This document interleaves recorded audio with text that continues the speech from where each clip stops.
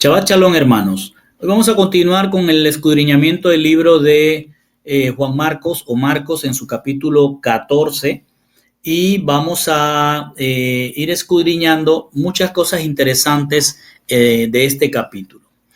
Vamos a recordar que en el capítulo 13, el Shabbat pasado, vimos que terminado el día lunes 12, acuérdense que el Señor entró un domingo en el burrito, hizo algunas cosas que ya las vimos, luego volvió, entró el lunes y el día lunes hizo también un montón de cosas que ya la vimos y luego va a salir cuando termina ese día lunes. Otra cosa muy importante que deben mantener en mente para poder comprender todo lo que vamos a ver hoy es que el día hebreo, sé que lo saben, pero lo voy a volver a recordar por si acaso ven el video después.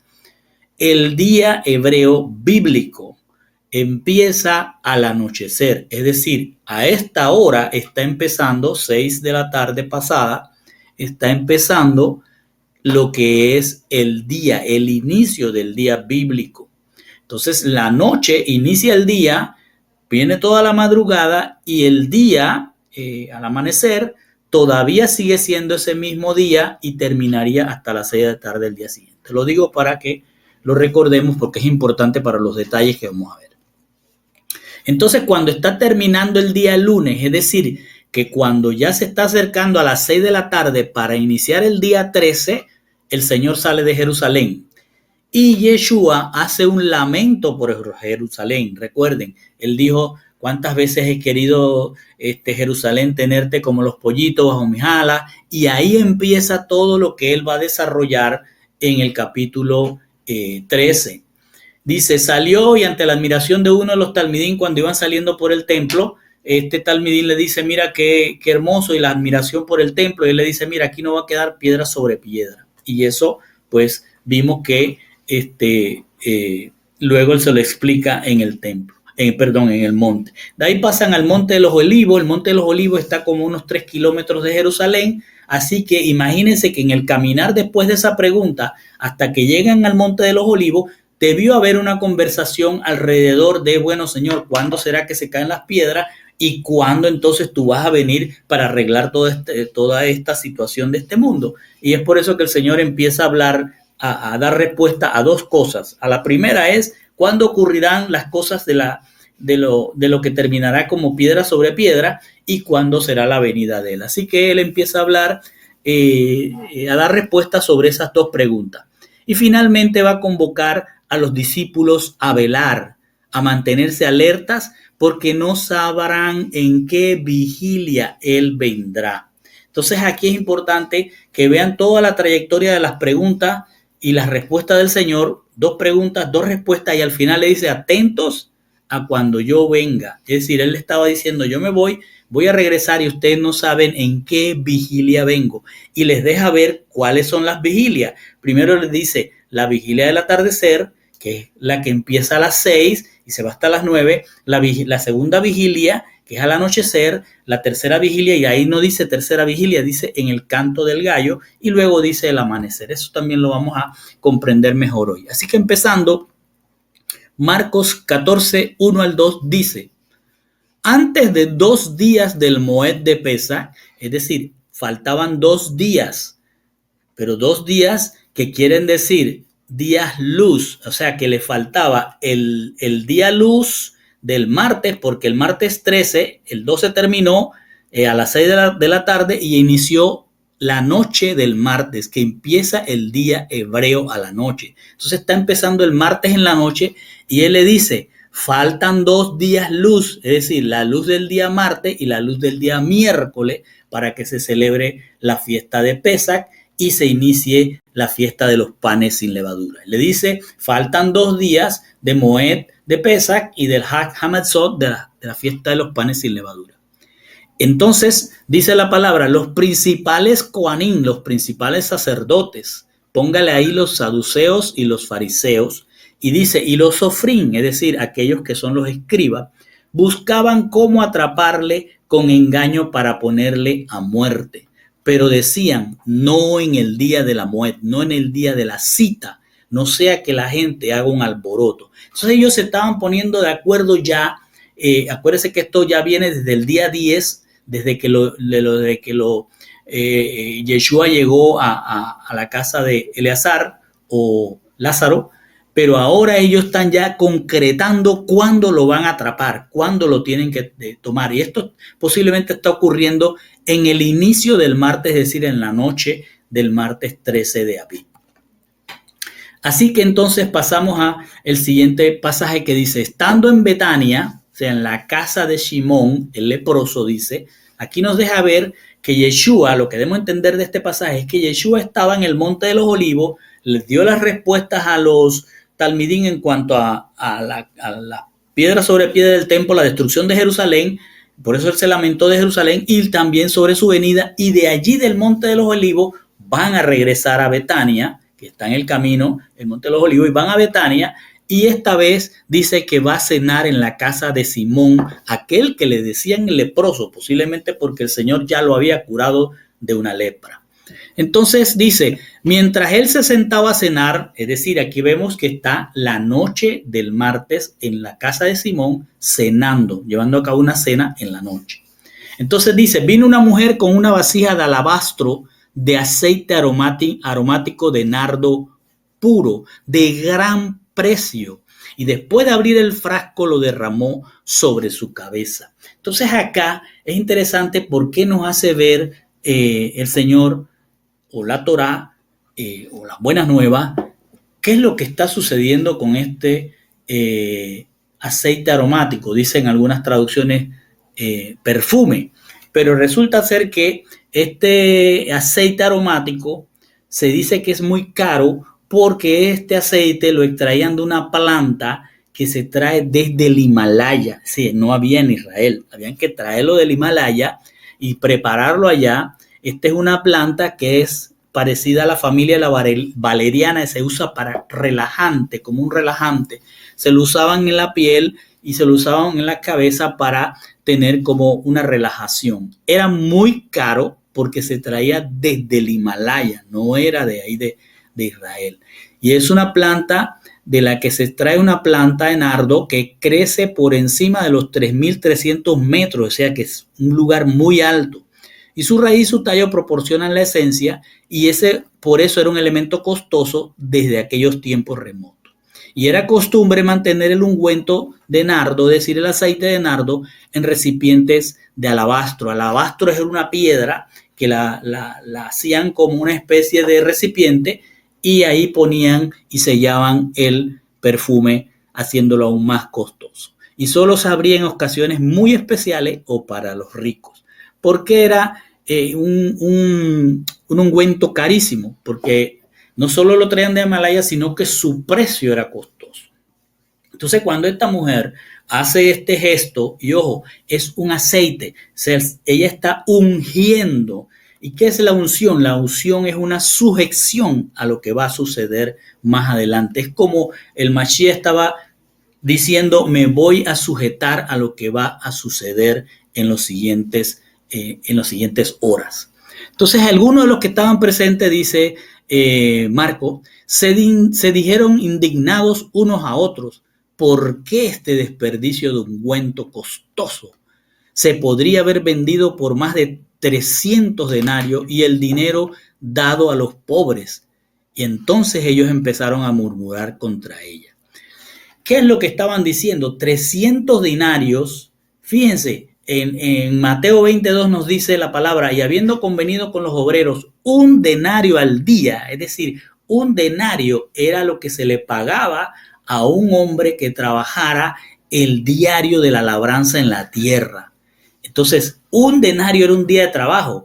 Cuando ellos decían, pudimos haberlo vendido por 300 denarios, era como decir, lo hubiéramos pagado por el salario de casi un año de un hombre. Entonces era muy costoso.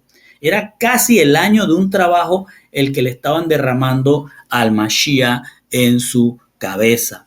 Entonces, Mashiach va a responder a aquel movimiento que había, aquella discusión que había entre ellos contra esta mujer que había hecho una especie de unción para sujeción de todo lo que iba a ocurrir con Mashiach. Entonces dice, pero Yeshua les dijo, déjenla, ¿por qué la molestan? sabed que ella hizo una buena obra, porque a los pobres, a los tochos en griego, a los pobres, que esta palabra tochos, pobres, también significa pobres espiritualmente, no solo pobres de falta de o de necesidad económica, sino pobres espiritualmente. Entonces el Señor le está diciendo, porque a los pobres, aquellos que tienen necesidad, pero también aquellos que necesitan de la Torá, de la palabra, siempre lo tendréis con vosotros. Y cuando queráis, les podréis hacer bien. Mas a mí no siempre me tendréis. Todo esto está relacionado con lo que está haciendo esta muchacha al derramar un aceite carísimo, porque era para una persona importante. Recuerde esto, cuando se hace una unción sobre un rey, sobre un sacerdote, es para que se sujete a lo que el Señor quiere que esa persona haga. Entonces, dice que los pobres lo tendréis, porque se refería no solo a pobres de necesidad, sino a pobres espiritualmente, es decir, gente que necesita de la palabra. Por eso le dice, a mí no me tendrán, pero tendrán gente a las cuales ustedes tienen que llevarlo a sujeción de la palabra, también que llevarlos a enriquecerse en la Torá. Entonces, en Mateo 11:5 nosotros podemos ver que dice, los ciegos reciben la vista y los cojos andan, los leprosos quedan limpios, los sordos oyen, los muertos son resucitados y a los pobres se les anuncia las buenas nuevas. Es decir, a los necesitados de la palabra se les da palabra. Y esto ya ellos lo habían experimentado cuando el Señor los mandó de 2 en 2, y lo vemos en Marcos 6:13, dice, también echaban fuera muchos demonios y ungían con aceite a muchos enfermos y los sanaban. Él estaba tratando de dejar ver que ya ellos habían experimentado esto, pero ellos todavía están tratando de comprender lo que está sucediendo. Y les dice el Señor, ella hizo lo que pudo, ella ungió a Mashiach, ella hizo lo que pudo. Dice, ella ungió mi cuerpo de antemano para la sepultura. Todo esto se los está diciendo, él se va a sujetar a lo que la Torá ya tenía escrito sobre él. Y dice, de cierto os digo que donde quiera que se predique estas besorá, estas buenas nuevas, en todo el mundo, también se contará lo que hizo esta mujer para memoria de ella. Todo esto está ocurriendo ¿dónde? En la casa de Simón, en Betania, a unos 3 kilómetros de Jerusalén, y está cenando. Durante la cena o pasada la cena ocurrió este evento. Y de allí, miren lo que va a ocurrir. Marcos 14, 10, 11. Y Yehudá Iscariot, es decir, Judas, el Ascariote, ponen en la mayoría. Y lo que dice es Yehudá, o sea, su nombre, Ish Iscariot, hombre de Keriot, hombre de esa ciudad llamada Keriot. Uno de los 12 talmidín, que es Yehudá Iscariot, fue a los sumos sacerdotes. Aquí la palabra no nos dice si salió de la cena y fue para allá desde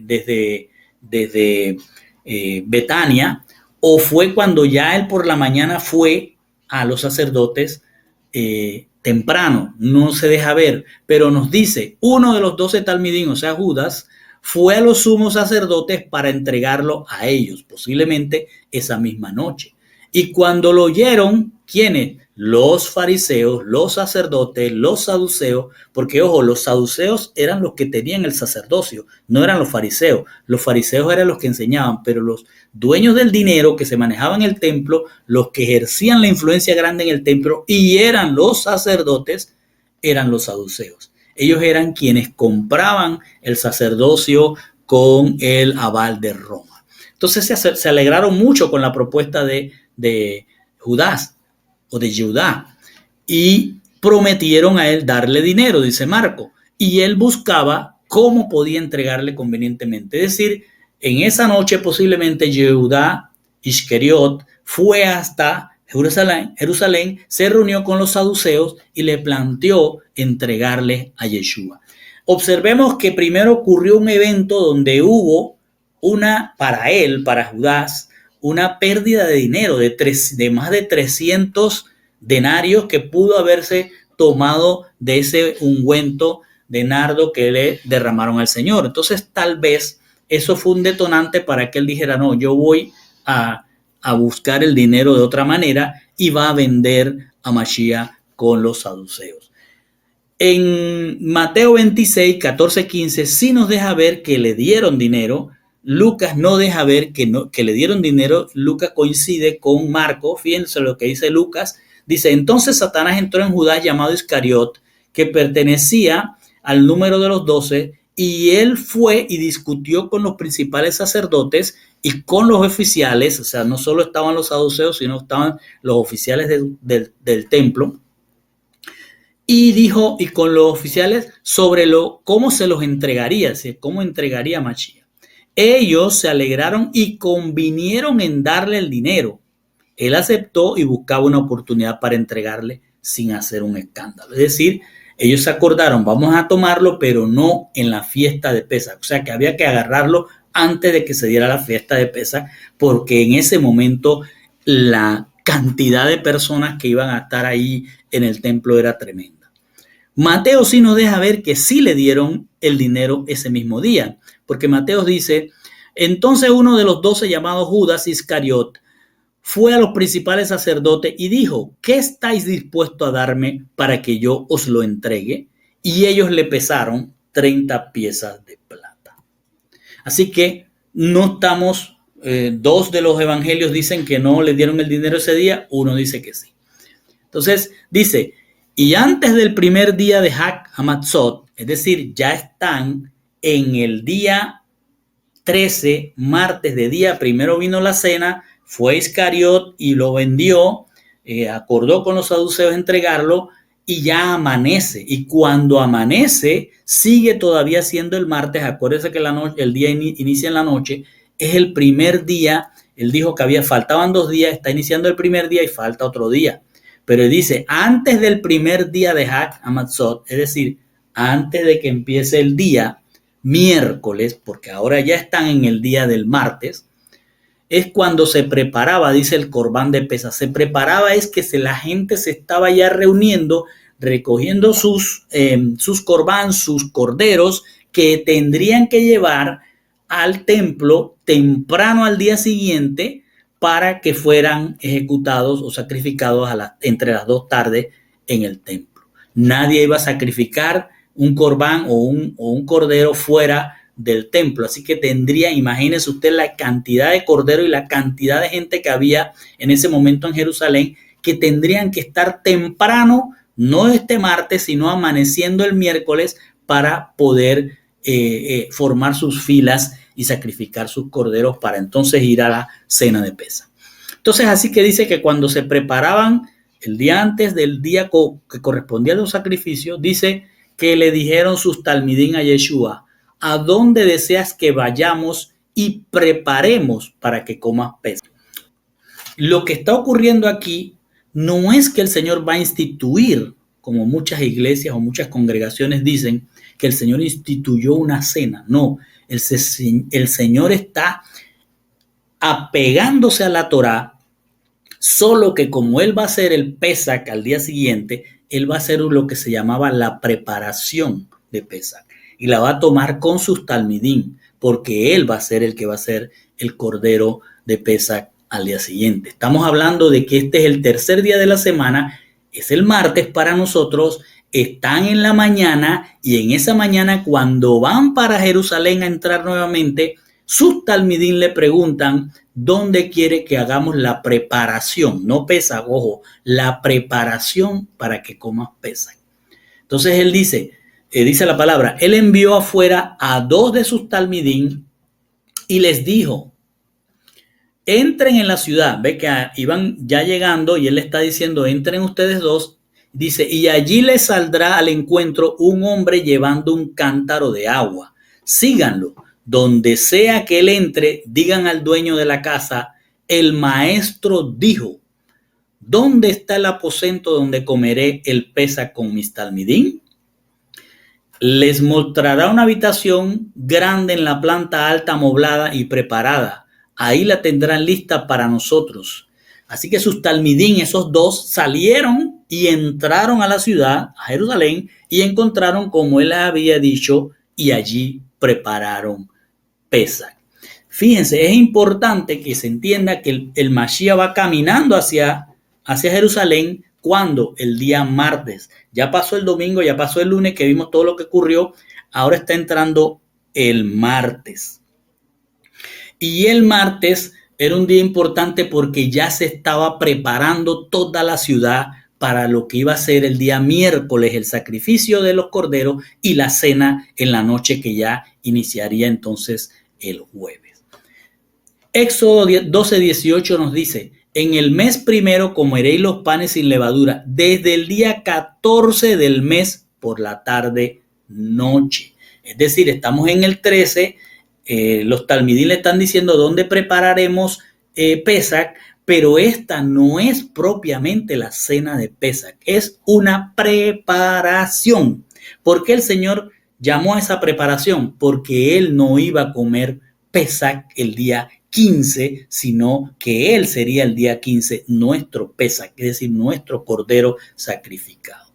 Y ya desde ese martes 13 había una efervescencia. Acuérdense que la ciudad está llena, hay miles de personas. Se dice que cuando había Pesach en ese tiempo habían más de 200,000 personas en la ciudad, y la ciudad estaba efervescente con respecto a Pesach. Y se inicia ese mismo martes cuando el Señor va a entrar nuevamente a Jerusalén, lo que es la recogida de todas las levaduras que habían en las casas. Esta recogida de las levaduras se iniciaba desde ese día hasta el día miércoles a las 12 del día. No debería haber levaduras en las casas. Así que había una gran efervescencia. Entonces, durante ese día 13, si ustedes siguen leyendo, después de Marcos 12:16, ustedes van a ver que dice que después de eso, cuando dice, y encontraron como Él les había dicho, aquel lugar alto, y prepararon Pesach, se pasa entonces a la cena de Pesach. Eso ocurre en Marcos. Por lo tanto, pareciera ser que el maestro entró en la mañana, los dos talmidín fueron a buscar el sitio, y después el Mashiach no hizo más nada. Sencillamente esperó hasta la noche y fue a la cena de preparación y comió con ellos. Pues no es tanto así, porque el Señor tuvo todo un día martes, el día luz del martes. Ya había cenado día noche de martes en la casa de Simón, ahora día luz del martes. ¿Qué hizo? No lo encontramos ni en Lucas, no lo encontramos en Mateo, y no lo encontramos obviamente aquí en Marcos. Sin embargo, si usted se va al libro de Juan, usted va a encontrar en el capítulo 12 que habían unos griegos judíos. Ojo, cuando dice ahí griego está hablando de unos judíos que venían desde Grecia. ¿Por qué? Porque venían a Pesach y que querían hablar con Mashiach. También en ese capítulo va a encontrar con Mashiach hablando seguramente en el templo sobre lo que iba a ocurrir con él a la noche siguiente, y que era su arresto y su juicio. Y por eso ahí se le ve en Juan 12:27 que dice: ahora mi alma se ha angustiado, ¿y qué diré? Ab, Padre, ponen allí. Ab significa el origen, de donde se origina todo. El origen, sálvame de esta hora. Pero para esto he llegado a esta hora. Todo eso lo pueden leer después en Juan 12. También en Juan 12 se oye una voz que habla: te glorifiqué y te volveré a glorificar. Todo eso es lo que está ocurriendo cuando durante el día luz del martes 13. También se ve allí en ese capítulo sobre lo que dice Mashiach. Dice que con su sacrificio el príncipe de este mundo será echado fuera y todo volverá a él. Todo eso lo habló Mashiach en ese día. Y también terminó diciendo, todo esto lo he resumido, pero usted lo puede leer después: el que me rechaza y no recibe mis palabras tiene a quien lo juzgue la palabra que he hablado. Eso lo juzgará en el día final. Todo esto y más está en Juan capítulo 12, antes de que Mashiach subiera al aposento alto para la cena. Entonces ahora empalmamos de nuevo con Marcos y vemos que Marcos no deja ver todo eso, pero lo hemos logrado ver a través de Juan. Entonces cuando ya es noche, fíjense lo que va a ocurrir. Dice: al anochecer vino él con los 12. ¿A dónde? Al lugar del aposento alto que él mismo le había pedido a aquella persona que nunca lo negó, sino que aceptó y preparó todo para esa cena de preparación. Dice, y estando sentados y comiendo, ojo, Yeshua dijo, verdaderamente les digo, uno de ustedes que come conmigo me entregará. Ellos comenzaron a afligirse y a decirse uno por uno, ¿soy yo? Y el otro decía, ¿soy yo? Él respondió y les dijo, es uno de los 12 que mete la mano conmigo en el plato. El Ben Adán, en efecto, va como está escrito de él. Es decir, le estaba diciendo, sí, todo esto va a ocurrir porque este que está aquí, de los 12 de ustedes, va a meter la mano conmigo en el plato, es decir, va a mojar en el, ¿se acuerdan la mermelada de Pesaj? Aquí le va a quedar claro mucho de lo que hemos hecho Pesaj. Mashiach va a meter su pan en la mermelada esta y también lo va a hacer el que lo va a vender. Entonces él les dice, esto va a ocurrir porque el Ben Adán en efecto va como está escrito, es decir, le tiene que ocurrir lo que está escrito. Y luego se refiere a la persona que lo traiciona y le dice, ay de aquel hombre por quien el Ben Adán es entregado. Habría sido bueno para él, para ese hombre, que no hubiera nacido. Entonces, importante que capte algo. Cuando esta cena se está dando, ya no es martes, ya terminó el martes y comienza el miércoles. El día miércoles está justamente empezando. Y Yeshua llama a sus talmidín a una cena de preparación. Y aquí en esta cena de preparación, esta cena se va a iniciar, tomen en cuenta, en la primera vigilia. La primera vigilia se inicia desde las 6 de la tarde hasta las 9 de la noche. Así que se inicia la primera vigilia, se inicia la cena. Entonces toda la levadura tenía que haberse iniciado la limpieza. Por tanto, lo que está comiendo el Señor es matzot, panes sin levadura. No hay cordero porque tenían que haber sacrificado un cordero en el templo. Por lo tanto, el Señor no está comiendo cordero. Él va a ser el cordero de nuestra Pascua. Entonces, dice, antes de la fiesta de Pascua o Pesaj, para nosotros, sabiendo Yeshua que su hora había llegado para pasar de este mundo al Ab, al Padre, al origen, decir, regresar a donde él había sido originado, dice, habiendo amado a los suyos que estaban en el mundo, los amó hasta el extremo, muchos dicen hasta el fin, es decir, hasta lo sumo, lo que quiere decir es que los amó eternamente. Dice, durante la ciudad, durante la cena, Satán puso en el corazón de Yehudá, de Keriot, hijo de Shimón, el anhelo de traicionarlo. Yeshua, sabiendo que su origen, su padre, había puesto todas las cosas en sus manos, escuche bien, él se disminuyó y todas las cosas fueron hechas por él y para él. Todas las cosas están en sus manos, dice. Y sabiendo que el Ab había puesto todas las cosas en sus manos y que de Elohim él había salido y para Elohim él volvía. Es decir, que él salió del amor, de la plenitud del amor y volvía a la plenitud del amor, a Elohim. Se levantó entonces de la cena y se quitó su carfat, su manto, y tomó una toalla y se la ciñó, se la colocó. Y tomó agua en una vasija y comenzó a observar rajats, es decir, al lavado de los pies de los talmidín y a secárselos con la toalla que tenía ceñida. Esto que les he leído no está en Marcos. En Marcos de una vez se fue a la cena. Marcos va a decir lo que pasó con Judas Iscariot, pero no deja ver esto que es tan importante que lo veamos y por eso se los extraigo de Juan y lo pongo acá. Juan está dejándonos ver que hubo un lavado de pies y esto se llama rajats, es el lavado de los pies de los talmidín. Es algo que el Señor quiere que entendamos. Entonces esto está ocurriendo cuando inicia el día 14 en la noche, es la primera vigilia que está ocurriendo entre las 6 a.m. y las 9 p.m. Entonces dice, ¿Por qué debemos entender que esto es un rahatz, un lavado de pies? ¿Por qué hace eso el Señor? ¿Qué lo motivó? Muchos nos han enseñado que fue para el Señor darles una muestra de que Él, siendo Dios, se había humillado a lavarle como siervo. Eso es correcto. Pero también hay detrás de esto una gran enseñanza. Fíjense, Levítico 8:6 dice: entonces Moisés hizo que Aarón y sus hijos se acercaran y los rajats los lavó con agua.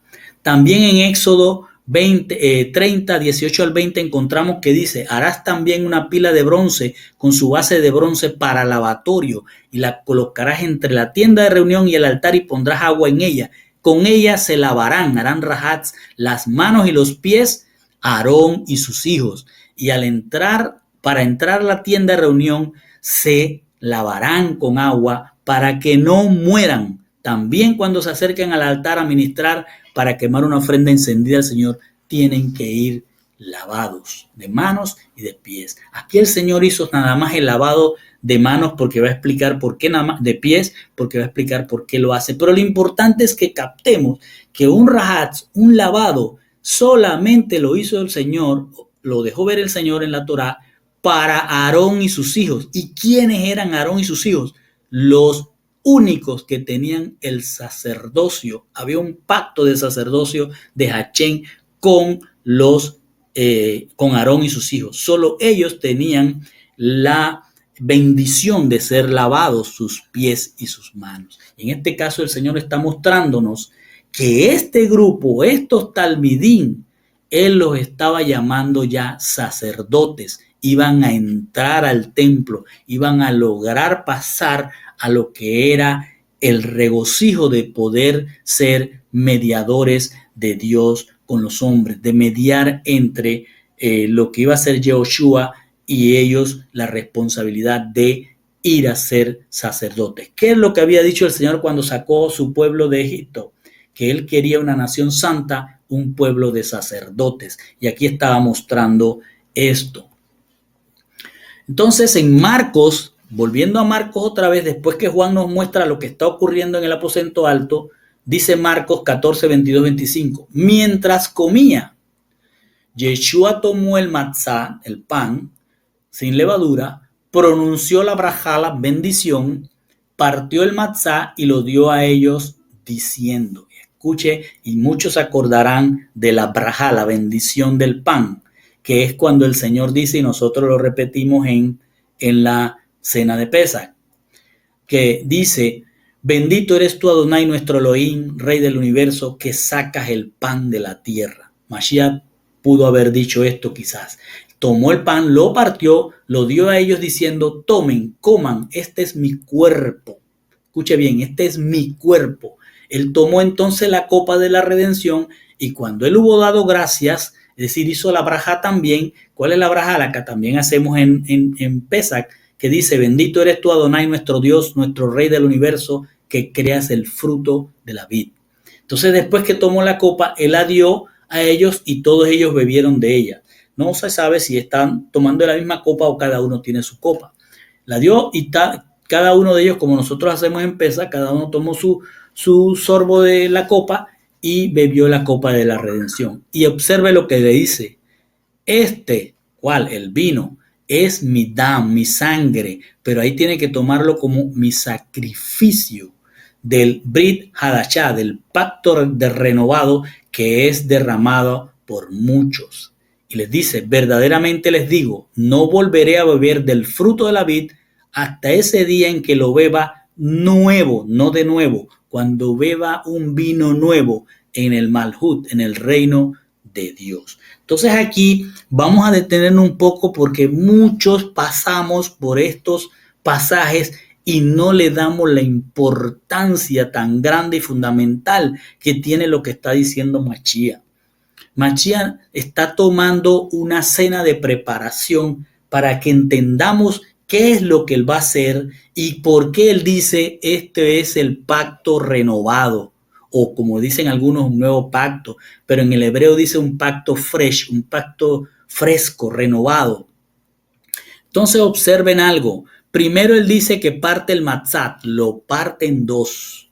Y luego dice que toman de la copa de la redención, que es su sangre, que es el sacrificio, y lo va a compartir. Tanto el pan lo comieron como el vino lo bebieron. ¿Qué es lo que nos está enseñando esto que muy alegremente por ahí dicen la cena instituida por el Señor? No, no es ninguna cena, es algo muy importante y muy fundamental que quiero que captemos esta noche. En la antigüedad, para que vayamos entendiendo lo que el Señor está haciendo, en la antigüedad los pactos se hacían con una ceremonia. Cuando era un pacto grande, un pacto que te involucraba una cosa grande, un sacrificio. ¿Qué es lo que hacían en esta ceremonia? Se mataban o se sacrificaban animales partiéndolos a la mitad. ¿Qué es lo que dijo el Señor? Tomó el pan y lo partió, partiéndolos a la mitad desde la cabeza hasta la cola. Este corte dejaba un charco de sangre entre las dos partes. En la ceremonia del pacto, los que estaban haciendo el pacto los participantes tenían entonces que caminar entre las dos mitades de los animales, manchando sus vestiduras con la sangre de aquel sacrificio. Luego de pasar, decían, cuando terminaron de pasar, que así me sea hecho, es decir, que así me sea hecho como estos animales, que sea partido a la mitad, si no cumplo con mi parte del pacto. Y después entonces se comían los animales. Observe esto, lo importante de lo que está haciendo Mashiach: partió el pan y dio de beber el vino que representaba la sangre. Él lo que estaba mostrando era el pacto que estaba haciendo, pero no de la manera antigua, sino renovada, de una manera que ellos deberían haber entendido que esto que el Mashiach estaba haciendo era un pacto sin sangre. Y dice, por ejemplo, en Jeremías 34:18, y entregaré a los hombres que han transgredido mi pacto, que no han cumplido las palabras del pacto que hicieron delante de mí cuando cortaron en dos el becerro y pasaron entre los pedazos. Les cuento esto o les traigo esto para que se entienda lo que Mashiach está haciendo. No es una simple cena, no es una cena del Señor, es un pacto. Se está haciendo un pacto con ellos y con nosotros cuando vamos a Pesach. Por eso no podemos tomar Pesach tan a la ligera. Luego dice en Génesis 31, 44 a 46, y este es bien importante. Dice, ahora bien, hagamos un pacto tú y yo y que sirva de testimonio entre tú y yo, dice Jacob a Labán. Dice, entonces Jacob tomó una piedra y la levantó como señal. Cuando había un pacto también había una señal.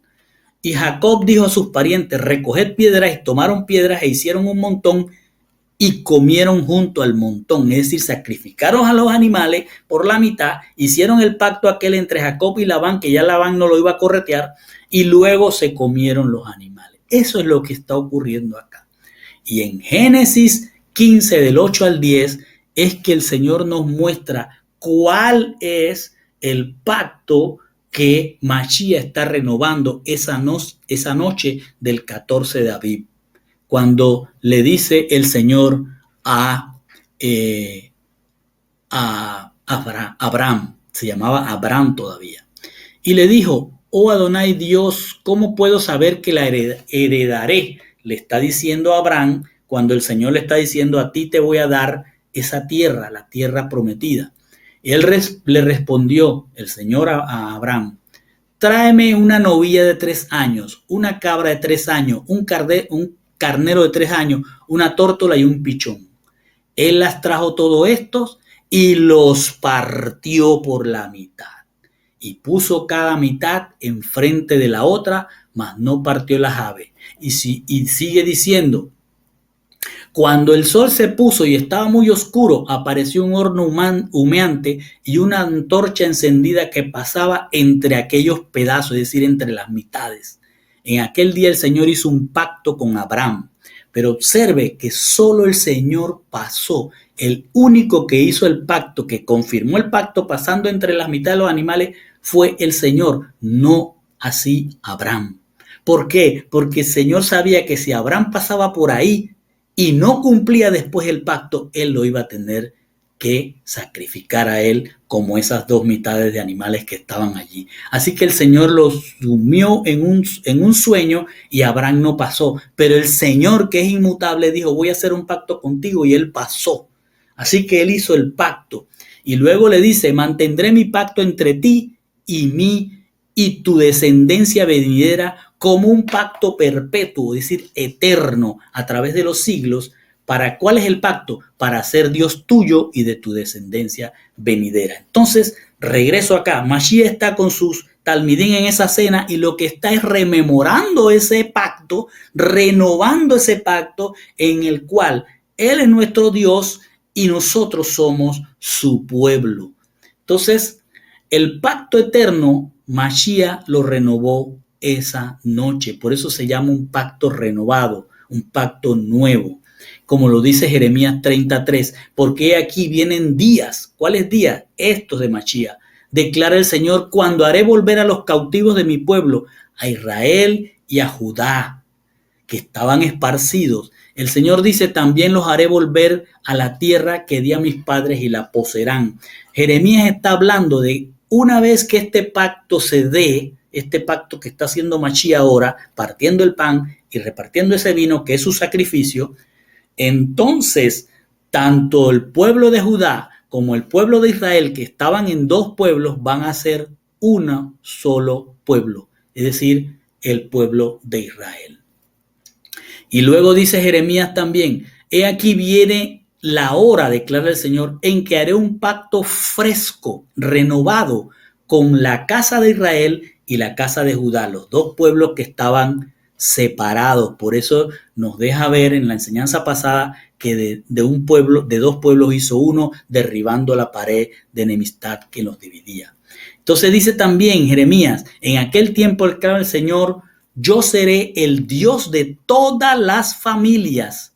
Fíjense, de todas las familias del mundo, no, de todas las familias de Israel, y ellos serán mi pueblo. Entonces lo que está llevando Jeremías aquí es la visión de justamente este nuevo pacto o pacto renovado que Mashiach está haciendo en el aposento alto, partiendo el pan y repartiendo el vino. Está diciéndoles, esto es lo que dijo Jeremías, en aquel tiempo yo seré el Dios de todas las familias de Israel, porque ya los voy a unir en un solo pueblo y ellos van a ser mi pueblo. Yeshua recreó todo lo que era un pacto con sacrificio de sangre, es decir, partiendo animales, en este caso partiendo un matzá, porque el día siguiente él sería el cordero que sí sacrificarían para sellar entonces este pacto renovado con las familias de Israel. Fíjense, con la familia de Israel, no con el mundo. Entonces él dice, partió el matzá y lo dio a ellos diciendo, tomen, coman. ¿Por qué? Porque en el pacto había que comerse las mitades de los animales. Y tomó la copa de Ulá y cuando hubo dado las gracias dijo a todos ellos, y todos ellos bebieron, es decir, pasaron en medio de esos animales. Eso es lo que está rememorando el Señor. Entonces habló Yeshua diciendo, este es mi sangre, es decir, el sacrificio, pasen y caminen y acéptenlo y no se haga como a estos animales con ustedes. Y así se renovó el pacto. Por eso Pesach es tan importante y es la primera fiesta a la que es convocado todo varón en Israel. Después vendría la de la cosecha y después venía la de los frutos. Entonces la preparación de Pesach de Yehoshua fue la renovación del pacto eterno. El mismo pacto que hizo con Abraham, el Señor lo está rememorando ahora para esos dos pueblos que va a unir después que el templo es derribado. Ya no hay templo, ya no hay judíos, ya no hay gentiles, ya no hay varón, ya no hay hembra. Hay un pueblo que se llama la familia de Israel y que acepta ese mismo pacto eterno y que el Señor va a iniciar la era mesiánica. En ese momento que el Señor está tomando el pan y partiéndolo y luego tomando la copa de la redención, se está iniciando la era mesiánica, porque al día siguiente el Señor iba a estar en la cruz. Entonces el pacto eterno renovado es el que va a renovar todas las cosas, por eso es renovado. Es el pacto eterno renovado, haciendo que Mashiach parta el pan, o sea, las dos mitades, beba el vino, es decir, la sangre, y ahora se renovó todo. Ahora ya no queda aquel pacto que hizo solo con Abraham, sino que ahora viene un pacto en donde une a las dos casas creando una familia. Y ojo, la familia de Israel, no el mundo. Con el primer pacto, fíjense lo que hace el cordero cuando es sacrificado en Egipto. Partieron los hijos de Israel de Ramsés hacia Sucot, unos 600,000 hombres de a pie, sin contar los niños. Subió también con ellos una multitud mixta, es decir, una multitud de gentiles, junto con ovejas, vacadas, una gran cantidad de ganado. El sacrificio de aquel cordero, que era sombra de lo que iba a ser Machía, o está haciendo Machía, hoy en el aposento alto, es lo mismo que estaba ocurriendo en Israel. Fue sacrificado un cordero y fue liberado un pueblo.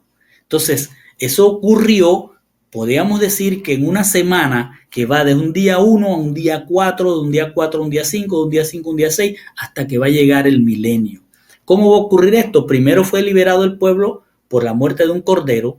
Después de eso va a venir la destrucción del templo, va a venir la Besorá llevada a todas las naciones, ocurre el sacrificio de Mashiach y esto provoca que nosotros seamos liberados, seamos sacados del mundo, apartados, y se va a eliminar la pared intermedia que hacía enemistad y se crea la nueva familia israelita, que es lo que hoy existe, la familia de Israel. No un pueblo judío, no un pueblo gentil, el pueblo de Israel, donde quiera que estemos, sean judíos creyentes en Mashiach o sean gentiles que Kadosh, que se han apartado para Mashiach. Esa es la familia israelita de hoy. Entonces esta familia israelita en el último día, que es el día 6, pasando para el día 7, cuando viene el milenio, esa familia israelita, los que hayan muerto serán resucitados y los que estén vivos serán transformados a nuevos cuerpos.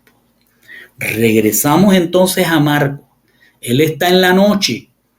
Y cuando hubieron cantado el himno, dice la palabra, es decir, el Salmo 136, como lo hacemos en la cena de Pesach, ellos van a salir al Monte de los Olivos después que terminan la cena, y Yeshua les dijo: todos ustedes se escandalizarán de mí esta noche, porque está escrito: heriré al pastor y el rebaño se dispersará. Él estaba citando otra vez la palabra de Zacarías 13:7 a todos los talmidín. Siempre el Señor citó la palabra, su palabra, él siempre la citaba para hablar. Entonces le está diciendo qué era lo que le iba a ocurrir, que cuando llegaran a buscarlo a él, ellos iban a ser dispersados. Dice: porque está escrito: heriré al pastor y el rebaño se dispersará. Sin embargo, cuando regrese vivo, seré contigo en Galilea. Es decir, que él va a irse a Galilea después que se levante. Ya se los estaba diciendo. Dice: entonces Keifa, o Pedro, dijo: aunque todos ellos se escandalicen, yo no lo seré, o sea, yo no me escandalizaré. Habló Yeshua diciendo: verdaderamente te digo que este día, es decir, este día 14, y están en la noche y ya terminaron la cena, que este día, aún esta noche, le está diciendo, antes de que el gallo cante 2 veces, está diciéndole, antes de que llegues a la vigilia o estés en la vigilia tercera, tú me habrás negado 3 veces distintas. Pero él habló más vehementemente, o sea, ripostó Pedro o Kefa diciendo: pero ¿cómo se le ocurrirá decir esto? Y le dice: si tengo que morir contigo, Mashiach, aún así no te negaré, de ninguna manera. Y todos los demás a coro dijeron que ellos también harían lo que estaba diciendo Kefa o Pedro. Pero no se dan cuenta que ellos están hablando carnalmente, porque ellos todavía no tienen Ruach HaKodesh. ¿Y por qué digo que están hablando carnalmente? Porque va a ocurrir lo que ya Mashiach les dijo: cuando lleguen los del templo, ellos van a ser dispersados. Tal cual dice Zacarías en 13:7: oh espada, levántate contra mi pastor, el hombre a cargo de mi rebaño, dice el Señor de los ejércitos, y era el pastor, y que se disperse el rebaño, y también volveré a mi mano contra todos los talmidín. El Señor estaba recitando Zacarías 13:7 para ellos, pero ellos otra vez no lo entendieron. Todo esto está ocurriendo cuando, terminada la cena, cantado el himno, el Salmo 136, salieron hacia el Monte de los Olivos a unos 2 o 3 kilómetros y después que pasaron el valle subieron hasta el monte y se van a quedar ahí y estamos hablando de la segunda vigilia. Son entre las 9 de la noche y la medianoche. Vinieron a un lugar llamado Quintá de Shimná, en hebreo, en arameo, que significa el huerto de la sujeción. En nuestra Biblia dice Getsemaní. Y él dijo a sus talmidín, siéntense aquí mientras yo hago tefilá, es decir, entro en juicio, entro a orar. Orar es entrar en juicio. El Señor iba a entrar en un juicio de Él mismo. Él no va a orar al Padre, Él va a entrar en el juicio de Él mismo y como en ese momento Él tiene una imagen como de humano, así como de humano va a sentir, va a llorar, como lo vimos, va a sentir tristeza y va a sentir angustia. Entonces tomó consigo a Kefa y a Jacob y a Johanán, siempre llevaba esos tres, y comenzó a sentirse muy oprimido y estar profundamente afligido. Habló Yeshua diciendo, mi ser, mi nefesh, está excesivamente apesadumbrado hasta la muerte. Quédense aquí y vigilen. Él se adelantó un poco y cayó sobre el suelo e hizo tefilá, es decir, oración. Empezó a orar para que, si fuera posible, fíjense lo que va a ocurrir, si fuera posible, la hora pasara de él. Es decir, empezó a orar a ver si él podía clamar a que la Torá fuera alterada y él no pasara por la copa que tenía que pasar. Pero la Torá es inmutable como él es inmutable. Él en lo que parecía su humanidad, que era un humano pero sin pecado, estaba apelando a cambiar la Torá a esa hora porque estaba afligido, pero ya no se puede cambiar lo que está escrito. Y habló Yeshua diciendo, Abba, en arameo, pater en griego, que significa el origen o el padre, dice, todas las cosas son posibles para ti. Es como si le estuviera hablando a la Torá para cambiarla, pero ya no se puede. Llévate esta copa de mí, sin embargo, no lo que yo quiero, sino lo que tu voluntad ordene. Entonces él quiso abrir como una posibilidad, pero lo que está escrito es inmutable aún para él mismo y se cumplirá. Entonces ya ahí están en la medianoche y luego dice, vino y les encontró durmiendo a Kefa, a Johanán y les dijo, Shimón, ¿estás durmiendo? ¿No pudiste velar solo una hora? Velen y hagan tefilá, no sea que entren en tentación. El ruá humano, el ánimo humano, en verdad está dispuesto, pero la carne es débil. De nuevo se fue e hizo tefilá, es decir, oración, y habló las mismas palabras. Cuando regresó, los encontró dormidos de nuevo porque sus ojos estaban cargados y tampoco sabían qué responderle. Vino él por tercera vez y les dijo, duerman ahora y tomen su descanso. Es suficiente, la hora ha llegado. Ya ahí él estaba aceptando todo lo que venía y se había preparado en oración para sujetarse a lo que él mismo estableció en la Torá. Dice, vean, el Ben Haadam es entregado en manos de pecadores. Levántense, vamos, miren, el que me entregará está aquí.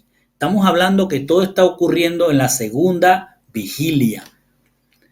Luego, mientras él hablaba, vino Yehudá Iscariot, uno de los 12, y con él una gran multitud con espadas y garrotes de parte de los principales coanín y de los sofrín y de los ancianos. El que le traicionó les había dado una señal diciendo, a quien yo bese, ese es. Él, tómenlo y llévenselo con seguridad. Tan pronto como vino, fue inmediatamente hacia él, hacia Machía, quien, Judá, y dijo, maestro, maestro, y lo besó. Pusieron sus manos sobre él y lo apresaron. Uno de los que estaba allí sacó una espada e hirió a un siervo del Cohen Hagadol, del Cohen, del sumo sacerdote, y le cortó la oreja. Habló Yeshua diciendo, ¿vienen como contra un ladrón con espadas y garrotes para llevarme? Estuve diariamente con ustedes en el santuario enseñando y no me apresaron. Todo esto que está ocurriendo se hace para cumplir las escrituras. Y entonces todos los talmidín huyeron y lo abandonaron. Ya en ese momento inicia la tercera vigilia, la que se llama el canto del gallo. Esa es la vigilia que se llama el canto del gallo. Dice entonces, le seguía cierto joven envuelto en un manto de lino sobre su cuerpo desnudo. No es que estaba desnudo. Lo que está ocurriendo ahí, él llevaba su manto de lino, dice en el griego. Debajo de él llevaba lo que se pone normalmente el hebreo, que le llama la parte, la prenda interna, y él se puso su manto. Cuando vio todo aquello, el muchacho recogió su manto, se lo puso encima y salió. Los hombres le prendieron, le jalaron por el manto de lino y él huyó desvestido, es decir, desvestido porque le faltaba el manto de lino y tenía debajo una túnica. Es decir, nunca estuvo desnudo, no es correcto eso. Entonces esto está ocurriendo en la tercera vigilia cuando inicia la vigilia del canto del gallo, que sí se llama la vigilia del canto del gallo. Entonces se llevaron a Yeshua donde estaba el Cohen Hagadol, es decir, el sumo sacerdote, y que en ese momento, si usted lo ve, el sumo sacerdote al que lo llevaron fue a Anás. Anás era el sumo sacerdote saduceo y su yerno Caifás era otro saduceo. Anás había comprado a los romanos el sumo sacerdocio y se lo heredaba a su yerno. Eso era ya un relajo, ya no eran los herederos de Aarón, los hijos de Aarón, eran gente que compraban el sacerdocio. O sea, Anás tenía un palacio, así que van a llevarlo allí primero. Entonces dice, llevaron a Yeshua donde estaba el sumo sacerdote, que el sumo sacerdote en realidad, Anás no era un sumo sacerdote ya, pero era tan respetado que todavía le seguían diciendo el sumo sacerdote, porque el que habían puesto Anás en funciones de sacerdocio era a Caifás su yerno. Dice, y con él estaban reunidos todos los sacerdotes principales y los ancianos y los escribas. Ya todos ellos estaban esperando que le llevaran al reo. Entonces Kefa le siguió de lejos, aún hasta el palacio del Cohen Hagadol, es decir, del sumo sacerdote, y él estaba sentado delante del fuego con los sirvientes y ellos se calentaban. Por eso es imposible que este muchachito estuviera desnudo por el frío que hacía en ese tiempo. Entonces los principales sacerdotes y todo el Sanedrín buscaba un testimonio contra Yeshua para ponerle a muerte y no encontraban ninguno, es decir, nadie aportaba un testimonio con el cual le sirviera para condenarlo. Dice, porque muchos traían falsos testimonios contra él, pero sus testimonios no concordaban. Entonces acá quiero mostrarle en esta figura que este es el palacio del sumo sacerdote, este es el templo. Yeshua es llevado después del monte de los olivos, que está por acá, lo llevan hasta el palacio de Anás y después lo van a llevar hacia el Sanedrín en el templo. Quiero que tenga en mente que todo esto está lleno de gente y es la madrugada, así que hay gente que está yendo con sus corderos para tomar la fila de aquel sacrificio donde se va a hacer miles de sacrificios de cordero.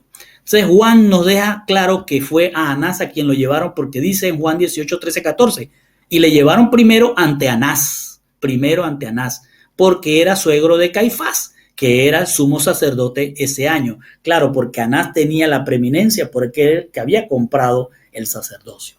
Y Caifás era el que había aconsejado a los judíos que convenía que un hombre muriera por el pueblo. Entonces el suegro lo que ve cuando se lo traen, ok, sí, pero llévenselo allá a Caifás, porque él es el que va a encargarse de esa muerte.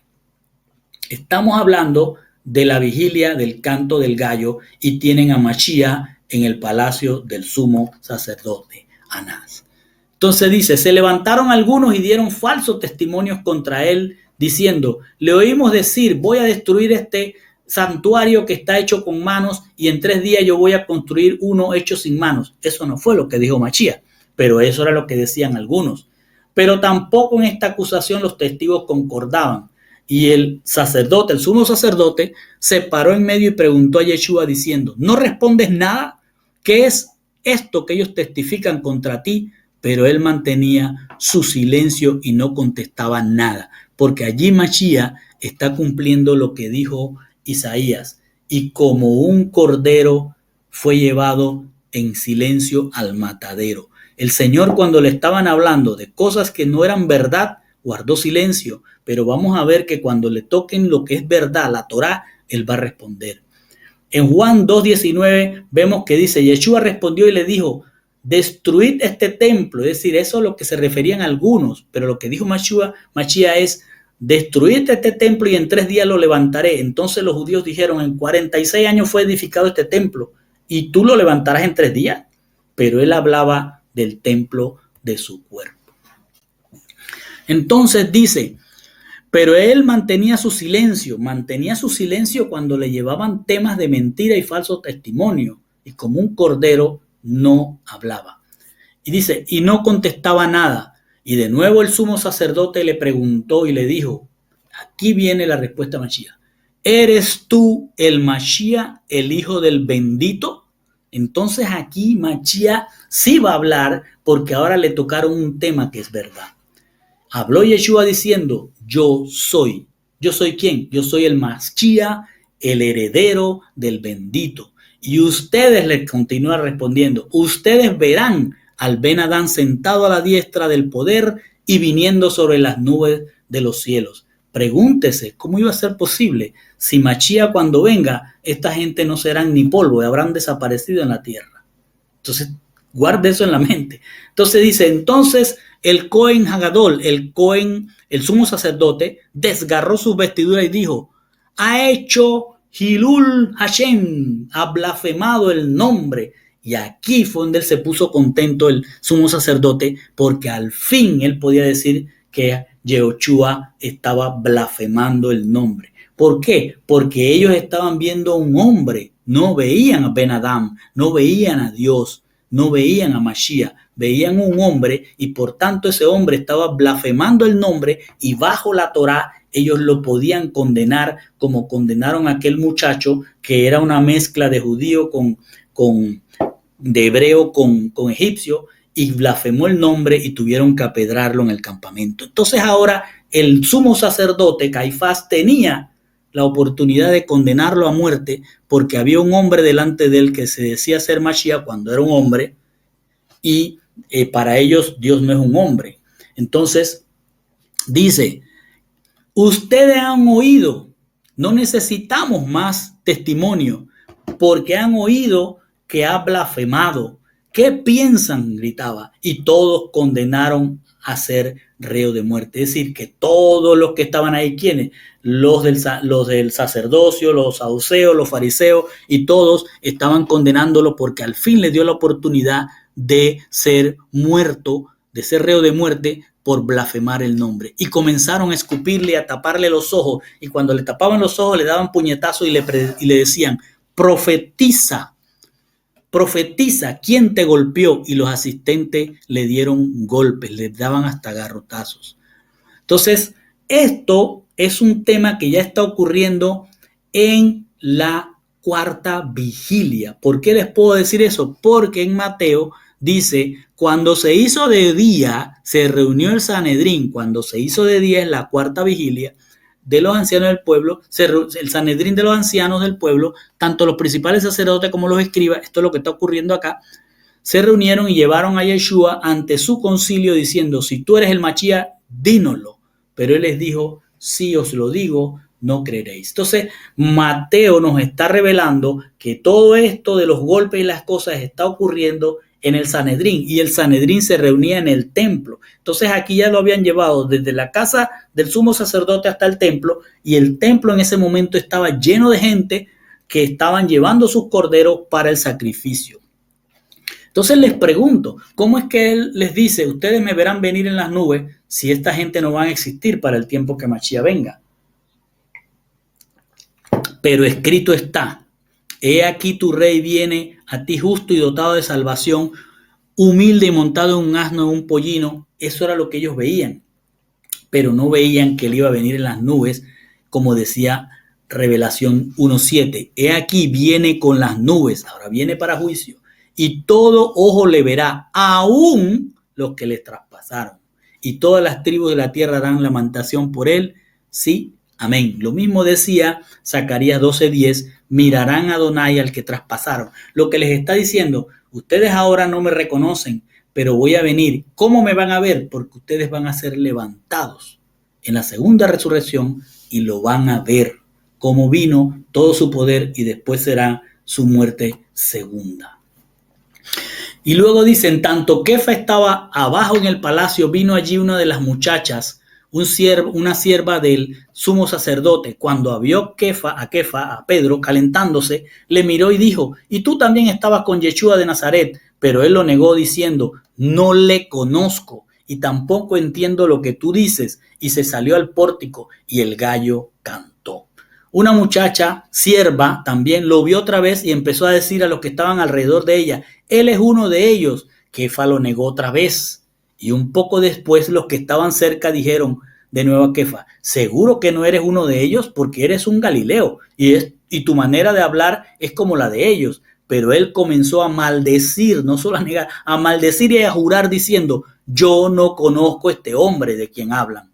Por segunda vez el gallo cantó. Y Kefa recordó las palabras de Yeshua que le dijo antes, antes de que el gallo cante 2 veces me habrás negado 3 veces. Y cuando se dio cuenta, Pedro lloró amargamente. Entonces, aquí hay un detalle que tenemos que ver. Esto está ocurriendo en la vigilia del canto del gallo, que es la tercera vigilia. Entonces, lo que tenemos que ver es que esto está intercalado. Primero, Marco nos habla de Mashiach en el Sanedrín, pero ya es la cuarta vigilia. Entonces, esto debería estar antes. ¿Sí? Que aquí está ocurriendo la tercera vigilia, la del canto del gallo, que es cuando el Señor le dice, en esa vigilia tú me vas a negar 3 veces. Las vigilias del día 14 fueron así. Primera vigilia de 6 a 9, terminaron la cena de preparación. Segunda vigilia de 9 p.m. ya están en el monte, de 9 p.m. a medianoche están en el monte de los olivos. Cuando es la vigilia del canto del gallo, es decir, la tercera, es desde las 12:01 hasta las 3 de la mañana, Yeshua es llevado a Anás y Pedro lo niega. Ahí es donde ocurre eso. Luego la cuarta vigilia empieza desde las 3 de la mañana hasta las 6 de la mañana y Yeshua es llevado al Sanedrín y condenado por blasfemia. Entonces, si ya es condenado por blasfemia, ya es un reo de muerte. Entonces, Marco nos deja ver cómo eran las vigilias. Lo vimos en la clase pasada o en la enseñanza pasada. Le dice en Marco 13:35, por tanto, velad, porque no sabéis cuándo viene el Señor de la casa, si al atardecer, es decir, a la vigilia primera, o a la medianoche, la segunda vigilia, o al canto del gallo, la tercera vigilia, o al amanecer. Velemos, porque Mashiach está por venir. Y con esto, mis hermanos, terminamos.